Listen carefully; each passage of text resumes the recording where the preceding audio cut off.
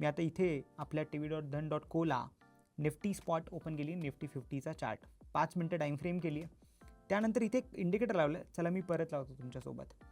Indicator सेगमेंटला जाऊ आणि indicator सेगमेंटमध्ये जर तुम्ही बघाल तर इथे दुसरा इंडिकेटर दिसतोय, ओपनिंग रेंज ब्रेकआउट ORB. नवीन इंडिकेटर आला आहे आपल्या कामाचा ॲज अ ऑप्शन सेलर. आपण हा इंडिकेटर लावू. हा इंडिकेटर लावताच तुम्हाला असं लक्षात येईल, रोजची ओपनिंग रेंज 9:15 ते 9:30ची ऑटोमॅटिक प्लॉट झाली आहे. तुम्हाला एक वरती लाईन ग्रीन आणि खाली रेड लाईन दिसते, म्हणजे ही आजच्या दिवसाची पहिल्या 15 मिनिटाची रेंज आहे. आपण याच्यात छोटासा बदल करणार आहोत.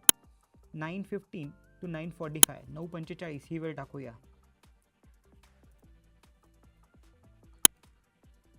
आणि जसं मी करतो ते इथे मला 9:15 ते 9:45ची रेंज प्लॉट झाली.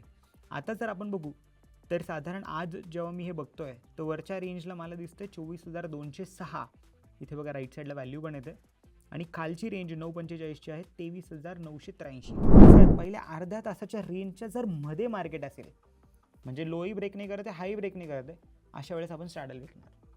जर लो ब्रेक करतो, जसं आजच्या चार्टमध्ये आपल्याला दिसतं की पहिले अर्धा तासाची रेंज बनली आणि इथे खाली लो ब्रेक झाला लगेच 9:45 नंतर तुम्ही 9:50ची कॅन्डल बघताय.